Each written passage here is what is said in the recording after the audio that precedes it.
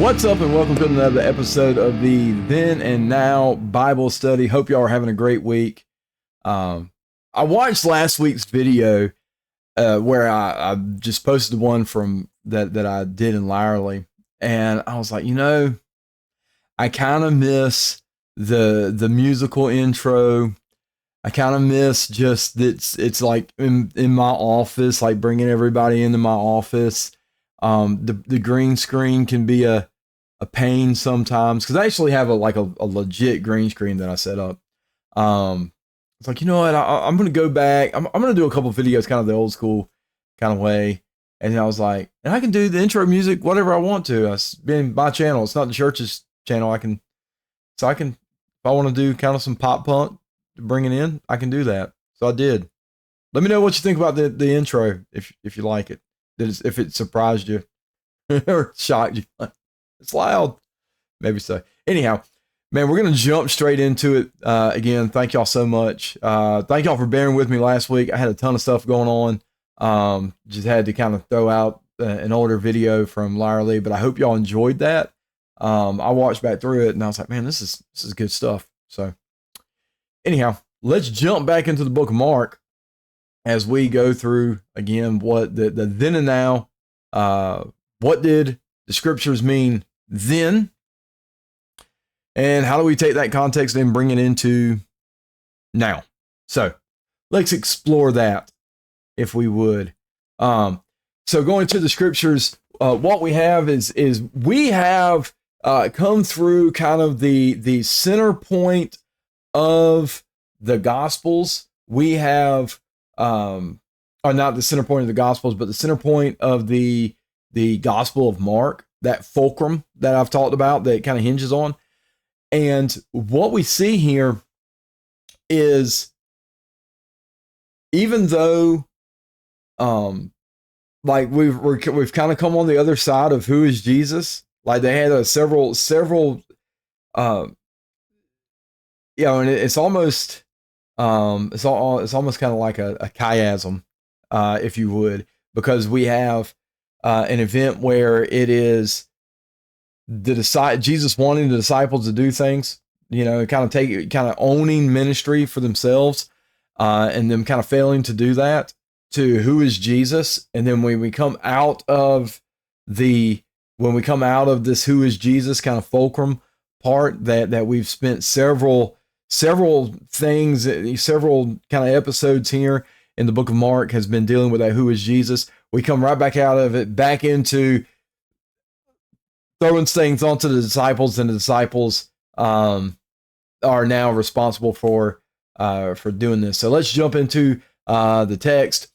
It says, when they came to the other disciples, they saw a large crowd around them, and the teachers of the law arguing with them. And as soon as the people saw Jesus, they were overwhelmed with wonder and ran to greet him.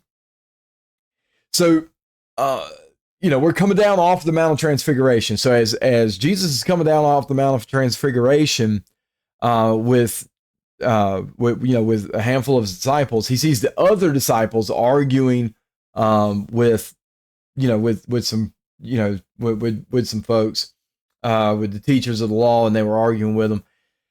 And so, hey, what's going on? It says, a man in the crowd answered, "Teacher, I brought you my son, who is possessed by a spirit that has robbed him of speech, and whenever it sees him, it throws him on the ground. He foams at the mouth, gnashes his teeth, and becomes rigid. I asked your disciples to drive out the spirit, but they could not." Verse 19, he says, "You unbelieving generation," Jesus replied, "how long shall I stay with you? How long shall I put up with you? Bring me the boy." So, kind of what we have here is we have Jesus, who is Jesus is up on the Mount of Transfiguration, and while he's doing this, the rest of his disciples are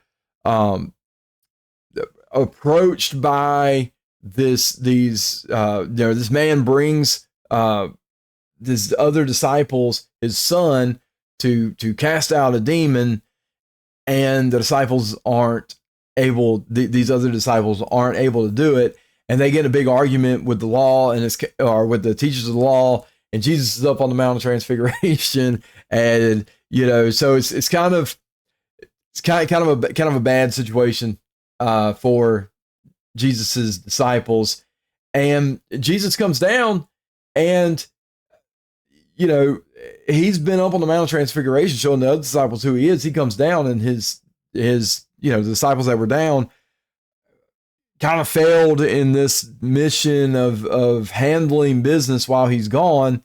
And, his response is, guys, we've went through this. Like, come on. I hate to think that we see, but we see kind of a disappointed Jesus here. He's like, you unbelieving generation, how long shall I stay with you? How long will I put up with you? Bring the boy to me. And it's like, wow, man, that's rough. Like Jesus, I mean, it's a demon, man. Why are we, man, that's harsh. It's harsh. I don't like harsh Jesus. I want love and flowers and hippie Jesus. What's up with this? So anyhow, let's see what's up with it, because it is. I mean, it seems like this is how long will I put up with you? Let's see what's going on here. Well, let's first of all, before we even jump back into it, let's look at this. Is like what, the third time that Jesus has turned ministry over to the disciples, and they really haven't been able to do it. So the first time they come back and they're like, they can do it. They can drive out demons. They can do all the things in Jesus' name. So they can do it. They have the capacity, because the very first time Jesus sends them out, they do it. But then at the feeding of the 5,000, they miss it. They drop the ball. Feeding of the 4,000, they miss it. They drop the ball. Now here, this is something you have done. You have cast out demons before, okay? This is when we started all of this, like Jesus, Jesus did his miracles, showed who he was. Then he sent them out 2 by 2, and they showed the capacity that they could do this. And now it's they're digressing. And Jesus, I can see the frustration here. So this is part of this. This is definitely part of this frustration here, where Jesus is going, all right, guys, you're going to have to be able to do this. Like, I am not staying with you forever, so you're going to have to be able to do this. So let's jump back to the scripture. So they brought him, and when the spirit saw Jesus, it immediately threw the boy into a convulsion. He fell onto the ground and rolled around, foaming at the mouth. Jesus asked the boy's father, how long has he been like this? Let me scroll up some. How long has he been like this? From childhood, he answered. How long has he been like? I apologize. We have one of those robot vacuum cleaners, and I had the door shut, and I guess it really wanted to vacuum in here. It was like trying to kick the door down, like, let me in. So anyhow, I had to go tell Tammy to pause the robot vacuum cleaner so we don't have a whole bunch of background noise of it trying to like come through our bedroom door to come in here to. Anyhow, I had to pause it, and now I really don't know what I was talking about. So we're just going to start back at verse 21. It says, Jesus asked the boy's father, how long has he been like this? From childhood, he answered. It's often thrown him in the fire or water to try to kill him.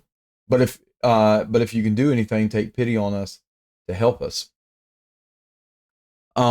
So they bring the boy to Jesus, and immediately the demon throws the boy into a convulsion, and just demons doing what demons do when they come in the presence of Jesus. They really can't I don't know, they can't keep it together for whatever reason. When, like, That's something that we see in the Gospels. Like, for some reason, when demons come into the presence of Jesus, they cannot keep it together. They shout out, they throw in convulsions, they say things. And again, this is just another example of that. And the boy's father, Jesus says, how long has he been like this? Boy's father from childhood says, throwing him in fire. And then look at what he says here. And he says, but if you can do anything, if you can do anything, take pity and help us. And I love Jesus' response. Man, I love Jesus' response. If you can. What are you talking about? If I can. Everything is, I added the, what are you talking about if I can? But that's, as I read this, kind of this question of Jesus repeating this, like, seriously, bro? Like, if I can? And everything is possible for the one who believes. And so the guy asks, hey, if you can do anything, do it. And Jesus is like, I can definitely do something about this. And everything is possible for the one who believes. And so kind of the first thing, the first thing that I kind of wanted to bring up about this, and something that I believe Mark is very much so driving in this, is that we have seen in this gospel so far, Jesus has clearly demonstrated his power over diseases, clearly demonstrated his power over demons, clearly demonstrated his power over death, over the weather, basically demonstrated his power over everything. And Mark is now really driving into this this idea of Jesus can do what Jesus wants to do. And Jesus is not limited in his power, and not that our unbelief necessarily limits what Jesus can do, but we're only limited in what we believe. And Jesus, what Mark is bringing up, he says the limitation, if there is a limitation on what God is going to do in your life, or what God can do, the power that God has, that limitation lies within our own belief. That limitation lies not in what God can do, but what do we believe God can do?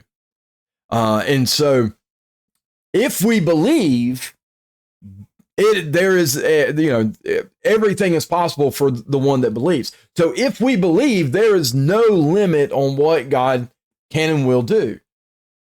So the limitation does not come from God. The limitation comes from our own belief. And so, Jesus is making clear here. Okay, yeah, the question is not if I can. I definitely can. I for sure can. It's, do you believe that I can? That is the question. And so what that does for us, the way that we can apply that, is that we are asking God for things. We are praying for things. We pray for it in such a way of understanding, yes, God can definitely do this thing that I'm praying for. It is not, it is never a question to if God can, because God surely can. He can. Whatever it is that you're praying for, he definitely can. One part of that is, do you truly believe that he can? Yes, I do. Another part of that is, okay, is this God's will right now? That's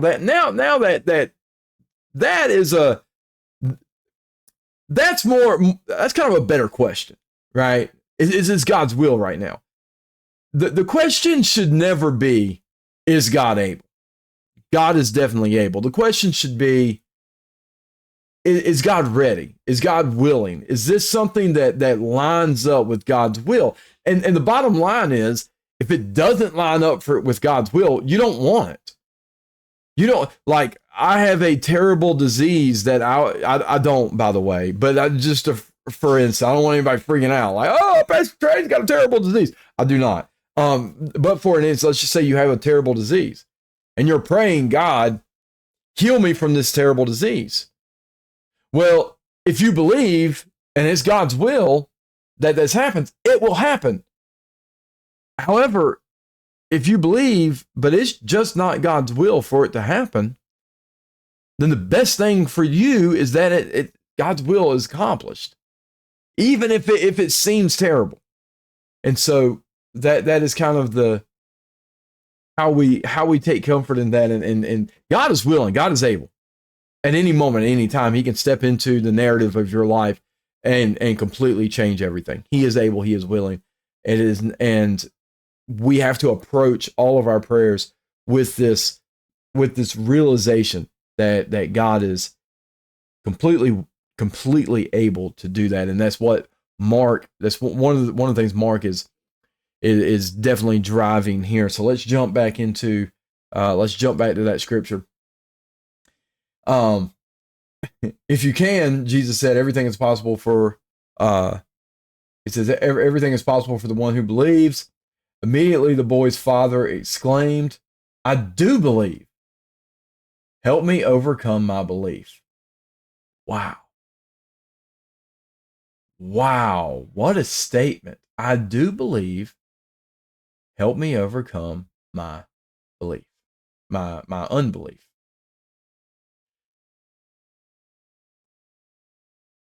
We see, this is awesome. So we have two contrasts, right? We have something like the Pharisees who come to Jesus who say, hey, I want a sign. Give me a sign. Show me you're the Messiah. And Jesus said, there will be no sign. He said, you wicked and perverse generation, there'll be no sign except for that of the sign of Jonah. All right, to the Pharisees. But then to Thomas, he says, Thomas says, I'm not going to believe unless I feel the holes in his hands and the holes in his feet and in his side, or just the holes in his side. He says, I'm not going to believe unless I need proof. And Jesus appears to them, calls Thomas to him, and allows him to place his fingers in the holes in his hands and his side. So what's the difference? What's the difference between the Pharisees who get no sign versus Thomas who receives a sign? And I believe that this guy captures it perfectly right here. I do believe. Help me overcome my unbelief. All right, here, I think, I do believe. Help me overcome my unbelief. This guy gets it. This is the reason why Thomas gets to feel the holes in the hands and the Pharisees only get the sign of Jonah. Because the Pharisees are coming to Jesus demanding a sign out of unbelief. They're saying, we don't believe, and unless you provide us a sign, we won't believe. But you provide us a sign that is good enough, and we will believe. Thomas and this man comes to Jesus from another standpoint. I do believe. I do believe. I want to believe. I'm just having a hard time. I'm just struggling in my belief right now, God. Help me. Help me overcome my unbelief. One of the cornerstone issues that 99.999% of every Christian struggles with at some point in their Christian walk is a struggle with unbelief. And so if you are struggling with unbelief, or you have struggled with unbelief, it's not that you are a bad Christian. Everybody struggles with unbelief. Every Christian does. And one of them, as a pastor, one of the most common, like, kind of things that gets brought up to me is, how do I deal with this unbelief? What do I do? How do I overcome this unbelief? Just like this. Okay. There is nothing wrong with saying, I do believe. I want to believe. God, help me overcome my unbelief. And whatever that looks like. And whatever that looks like to you, and how God will help you to overcome unbelief. If it is, I'm not crazy about, asking for a sign, but God, just in your own way, in your own time, through your own means, help me to overcome this unbelief. All right, moving on, man. That's awesome. I hope that y'all, man. I hope y'all. I hope somebody that blesses somebody. I hope somebody listening, somebody watching, that is encouragement. And so if it is, man, drop a comment and say, hey, this encouraged me today of times where I've dealt with unbelief. So let's jump back to the scripture. It says when Jesus saw that the crowd was running to the scene, he rebuked the impure spirit. You deaf and mute spirit, he said, I command you, come out of him, and never enter him again. And said, then the spirit shrieked and convulsed him violently and came out. The boy looked much like a corpse, and many said, he's dead. But Jesus took him by the hand and lifted him to the feet, and he stood up. It says, after Jesus had gone indoors, his disciples asked him privately, why couldn't we drive it out? He replied, this can only come out by prayer. That's interesting. That's so Jesus drives out this demon, and it comes out, and he convulses, and it's like he's dead, and it's just, and so then the disciples come up to Jesus afterwards, and it's like, why couldn't we do it? And Jesus says, hey, this type can only come out by prayer. And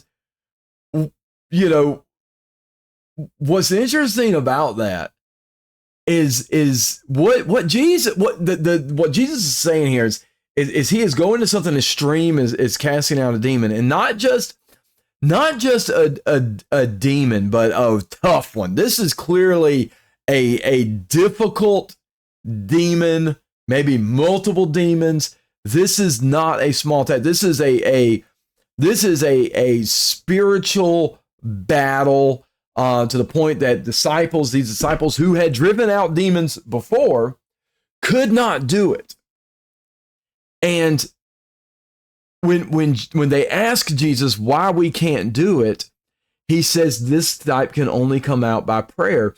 And this is so, I want you to catch this. This is the power of prayer.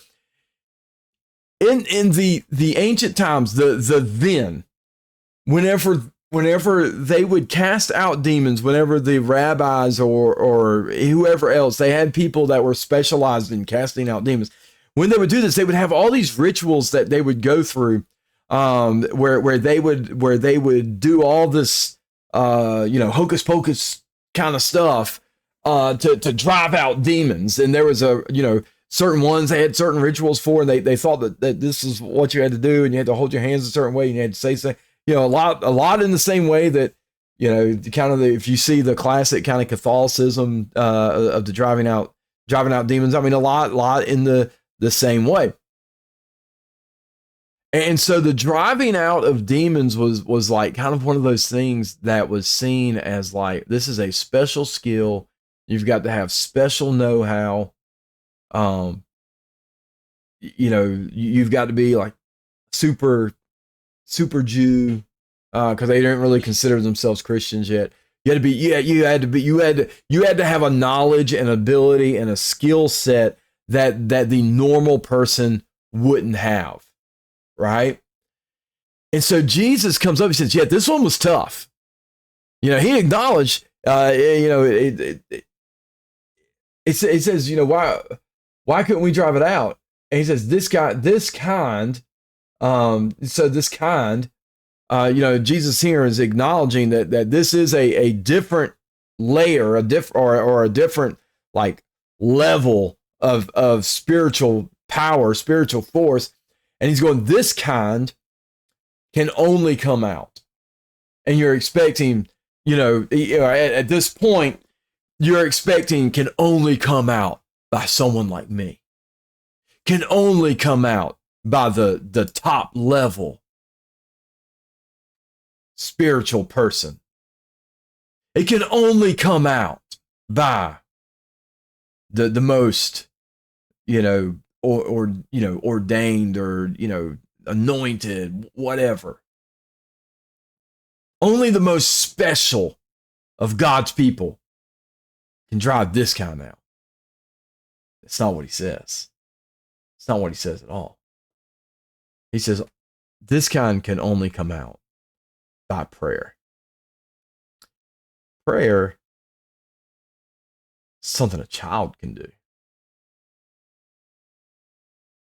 Prayer is something that the brand new Christian can do. Prayer is something that any of us can do. And so he's taken this thing that you go, this is the hardest, this one was tough. He had y'all's number. You couldn't drive him out. But even this one, as tough as he is, like, and it's kind of, it's all, this is, I think we miss not the sarcasm, but the irony. I think there's some irony in what Jesus is saying. This kind, the most difficult kind, can only come out by the simplest thing that you can do as a believer. Pray. Pray about it. Man, that's wild. That's wild. So again, what is this mountain? What is this thing that, and you feel like in my Christian life, I haven't been able to get through this. I haven't been able to accomplish this. I haven't been able to get to overcome this. And I need to be this super spiritual Christian to be able to do this. I don't know what it might be for you, but maybe it's sharing your faith. Maybe it's witnessing. Maybe it's teaching. Maybe it's something else that you feel God might be calling you to, but you go, and that's for the super special Christians. That's for the ones that are not like me. I'm not the type who can do that.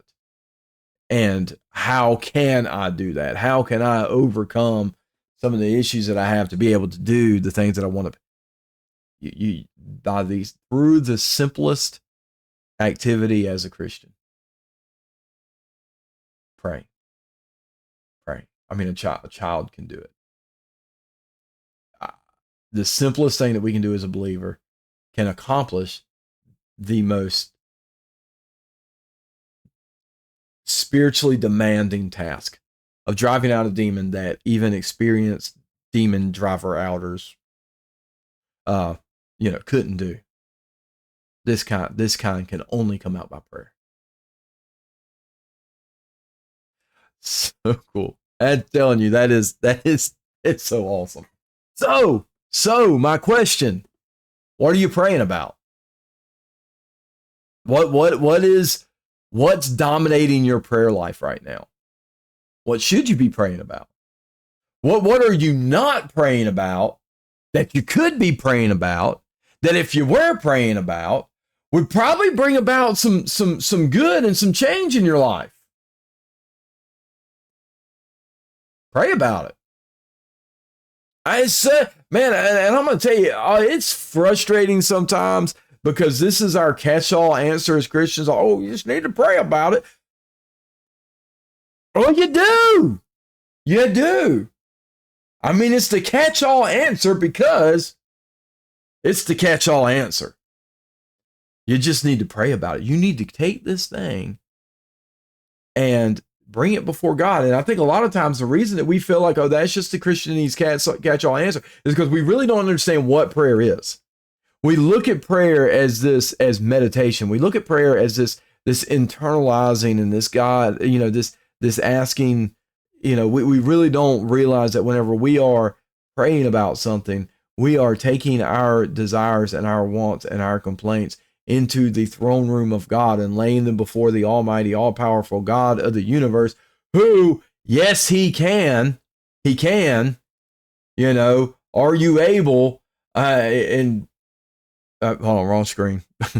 If you can, here we go. If you can, he can, everything is possible. We this is who we're bringing our prayer request up to. It's almost like we tend to forget that it's not just this thing that we're thinking in our heads or we're saying out loud. We're bringing it to before the almighty, all-powerful God of the universe who can. And so the best thing that you can do, the most powerful thing that you can do about anything that you're going through, anything that's in your life, is to pray about it. So my encouragement, pray about it. Pray about it. Because, hey, that thing that you're going through, the only thing that's going to help that thing that you're going through is prayer. This can only be fixed. This type of thing can only be fixed through prayer. Whatever it is. And here it was a demon. Maybe it's financial situations. Maybe it's this. Maybe it's that. Maybe it's something else. Whatever it is, it can only be solved through prayer.